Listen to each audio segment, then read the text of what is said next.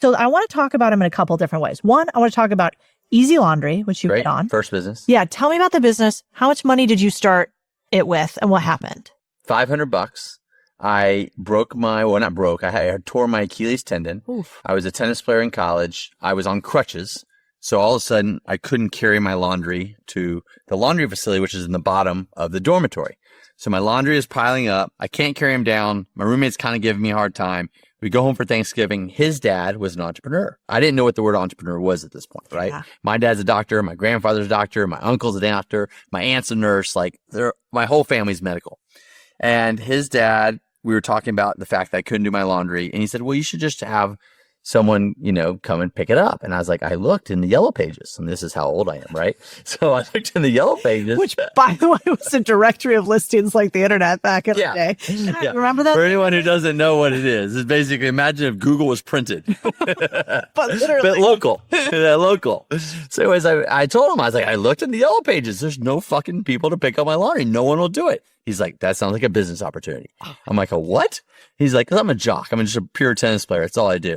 And he's like, I think you guys should start a laundry business. Oh. And I was like, he's like, yeah, people would. I went to a school, SMU in Dallas, a lot of rich kids. Yeah. And so he's like, I think you charge a lot of money for this. Great. So literally, we go back, we buy a FedEx truck for $500. An old, literally doesn't work. We had to get the engine replaced, but like the shell of an old FedEx truck at like a junkyard, $500. We paint on the side, Easy Laundry, red and blue. And we decide to start going around to fraternities and sororities and like pitching our services. Now, I've never even done my own laundry.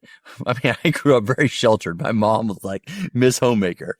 So like, I'm like now figuring out how to like hire people to do laundry in the middle of the night at these places. And we just figured it out. It's amazing. I was like 17, 18 years old. How'd you sell it? It sucks doing your laundry. And so, if you pay us this, we'll come pick it up every week. But here's the whole thing. And this is and I really hope if someone takes from this podcast, this is like such one of my first most important lessons of marketing.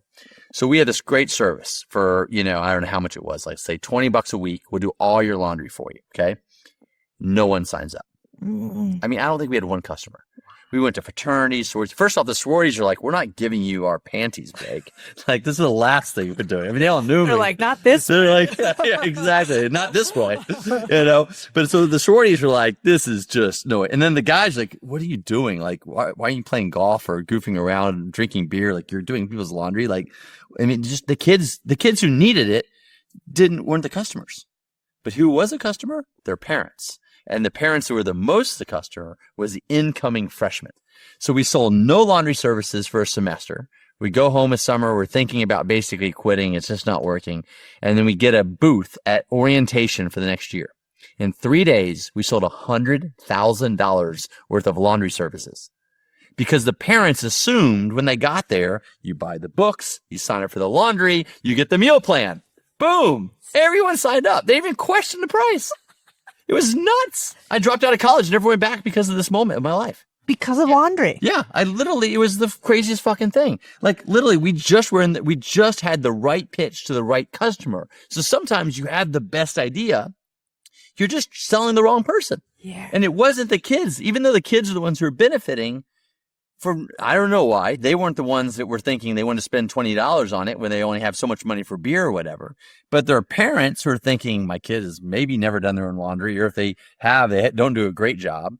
And I just bought the books for, $900. Might as well spend $500 a semester to make sure they don't ruin their clothes. And boom, $100,000 in sales, 3 days. Next day, I call my dad, drop out of college, never go back. So smart. Well, it's true because these days I feel like people overcomplicate marketing so much. Yeah. They're like the demographic, the avatar, the analysis. Right. People hate when I say that too. I just made some real enemies already. I know. I put this on Instagram the other day, and like 4 people that worked for me in marketing at Tom's reached out. I'm like, really? Really? Like, I hate you in After I helped particular. you build a $600 million business, you hate marketing? Come on. But it's true because I it's just don't like the formal concept of marketing. I think when you're trying to like concoct a way to convince or manipulate someone to buy something, it's just not what I'm about. Like, it's like, no, like we were giving something great. We just, once again, right place, right time, right? Goes back to the chair. Like the chair, if we get the right people to sit in it in an environment where a lot of people see their amazing kind of remarkable experience, it'll spread like wildfire. What do you call that? Like, have you named that? Is that like trigger point marketing? Is it like, because I think that's a really useful framework for people to think, as opposed to, you know, I spend X percentage of my revenue on PPC with Zuckerberg, you know? I think it's like showing the utility. I mean, even with the Enough bracelet, what's been really fun is, and I know I keep referencing it, and eventually we'll have to talk about it, but 100%. but the thing is Talk like, about it now. It's really about the utility of like, so it's not even the fashion of it, or it's not even like that will raise a bunch of money for mental health charities. It's like, what does this actually do for someone? And so, so anyway, so I've just launched this, and it came from my own journey. After I sold Tom's, I got super depressed. And actually, even before I sold Tom's, I started to get depressed, but it got much worse when I sold it, because I thought, okay, once I sold it, I have all this money, all this freedom. I could live in the mountains. I'm going to be so happy. And then I wasn't. And then I was like, oh shit. Now what do I do? Like, I built like what I think is the perfect company. I gave 100 million children shoes.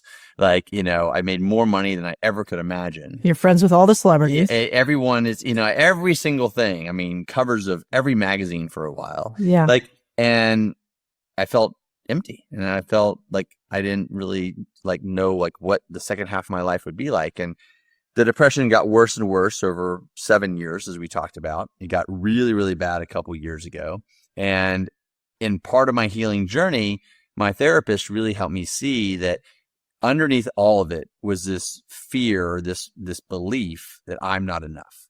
And it started when I was young, and I tried to feel enough by winning tennis matches. Then I tried to feel enough by starting businesses, then starting a business that would help people. But no matter what I did, no matter how much success I had, I just never felt that I was enough.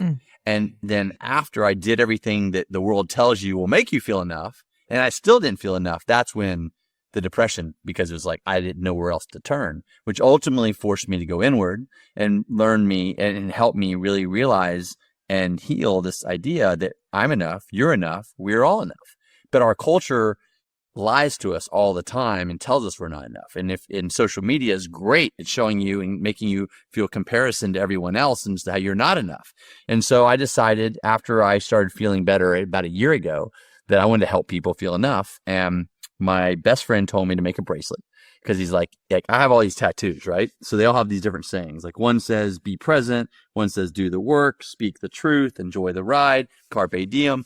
And so he's like, instead of getting an I am enough tattoo, which I can see that's what you're getting ready to do, he's like, most people aren't going to get that tattoo. So why don't you create something that everyone can participate in? And you like bracelets. Why don't you make a bracelet? So went to India, got these bracelets. They're handmade by women in India. And the idea is, it's just a daily reminder, just to look down and kind of be like, I'm enough. I've always been enough. And like, fuck everyone that tells me that I'm not enough, you know, because so much of that pressure is coming from all around us. And when you feel enough, you have so much peace, because then you can actually just be, and you can be present, and you can be connected. And so the utility of this for me is, you know, that it helps remind me. But the utility of this for someone else could be different. So for instance, 100% of the profits from Enough goes to mental health organizations. So a lot of people I know that are wearing the bracelet now are wearing it because just they want to raise money for mental health. The same way like the Live Strong bracelet raised money for cancer, right? They're like, no, I know someone that struggled. Maybe they lost someone to suicide. You know, I mean, and they're like, I'm going to wear this in honor of them or to raise money.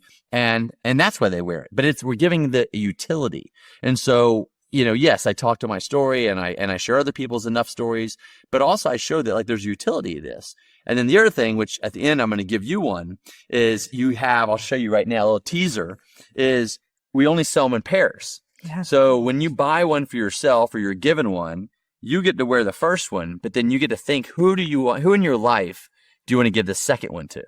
And so that's utility. So in terms of this, I would call it utility marketing. Like, I really think that's the thing, is like, what utility does the Enough bracelet do for people besides raise money for charity? What utility does the pivot chair do for someone who's sitting all day, who might have back pain and who wants to live a more active life? What utility did the laundry business do? For those parents, the utility wasn't even the clean clothes. Utility was the peace of mind we gave them. It's so true. So think about utility.